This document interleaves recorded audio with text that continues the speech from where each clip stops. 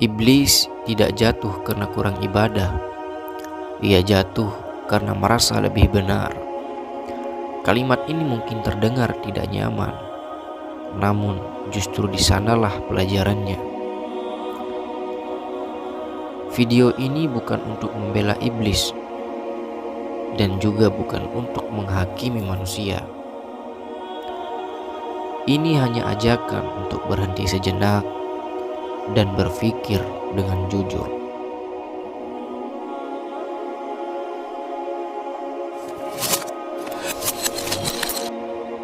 Dalam Islam, iblis bukan makhluk sembarangan. Ia bukan pemalas. Ia bukan pula pendosa sejak awal.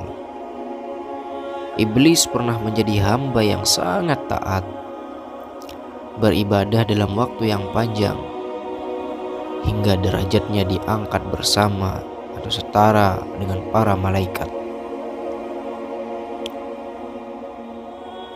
Ada kisah dalam tafsir yang menyebutkan tidak ada sejengkal bumi yang luput dari tempat ibadahnya. Terlepas dari sahih atau tidaknya riwayat itu, pesannya sangat jelas. Iblis bukan gagal di ibadah, ia gagal menjaga hati. Ketika Allah memerintahkan iblis untuk bersujud kepada Adam, iblis menolak. Bukan karena perintah itu berat, bukan pula karena ia tidak mampu, tetapi karena ia tidak rela. Di dalam hatinya muncul ketidakpuasan, rasa direndahkan, rasa lebih layak. Lalu pikirannya mencari pembenaran dalam dirinya. Aku diciptakan dari api, sedangkan Adam dari tanah. Dari hati yang tidak ridho, lahir pikiran yang membantah, dan akhirnya tindakan yang menolak perintah Tuhan. Hati, pikiran, dan tindakan iblis berjalan searah menuju kejatuhan.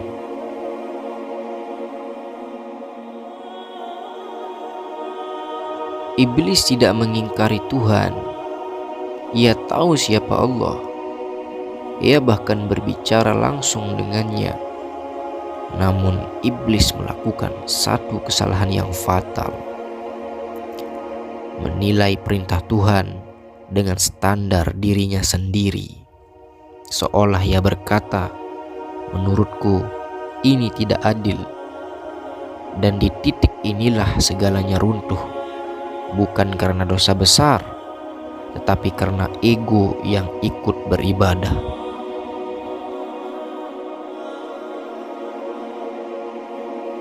Jika kita jujur, apa yang terjadi pada iblis tidak sepenuhnya asing bagi manusia. Hari ini banyak orang yang rajin beribadah, fasih berbicara tentang agama, tampak taat secara lahir, namun di dalam hatinya mudah merasa paling benar, sulit menerima perbedaan, dan kecewa saat takdir tidak sesuai dengan harapannya. Masalahnya bukan kurang ibadah, masalahnya adalah ketaatan yang disertai dengan ego. Dan ego yang beribadah jauh lebih berbahaya karena sering tidak disadari.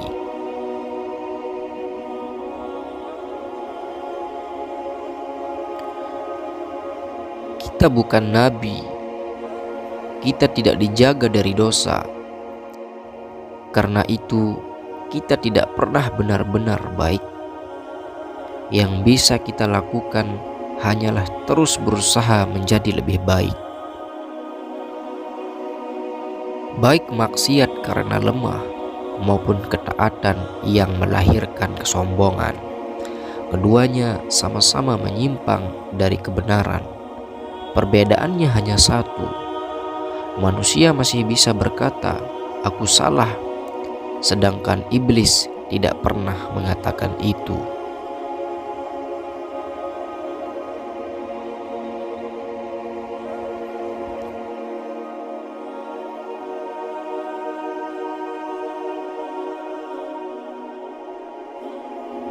Hampir semua orang tahu definisi ikhlas, namun hampir tidak ada yang tahu bagaimana rupa orang yang ikhlas.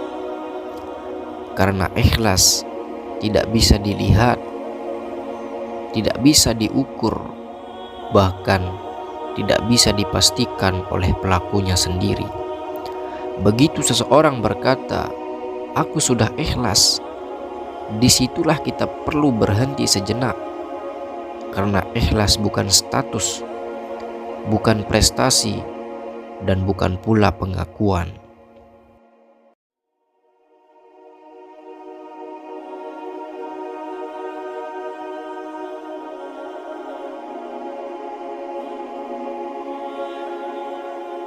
Ikhlas tidak berarti tidak sedih, bukan berarti tidak kecewa, dan bukan berarti tidak terluka.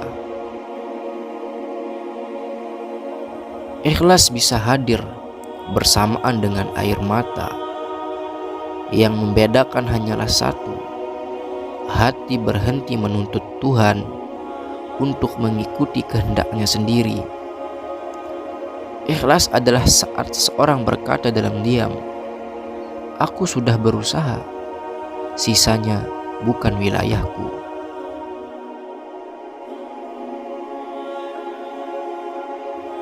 Ikhlas tidak bisa diketahui karena ia bukan sesuatu yang dimiliki, tapi ikhlas adalah sesuatu yang dilepas. Ia hadir ketika ego berhenti berbicara, pembelaan diri dihentikan, keinginan untuk diakui dilepaskan. Karena itu, orang yang paling jujur sering berkata, "Aku tidak tahu apakah aku sudah ikhlas atau belum." Dan justru disitulah posisi batin yang paling aman.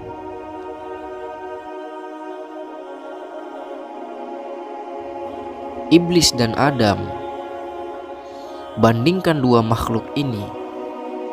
Iblis membela dirinya dan merasa benar, menantang keputusan Tuhan. Sedangkan Adam mengakui kesalahannya. Ia merendah dan kembali tanpa argumen. Iblis jatuh karena merasa tahu siapa dirinya, sedangkan Adam diselamatkan karena mengakui keterbatasannya.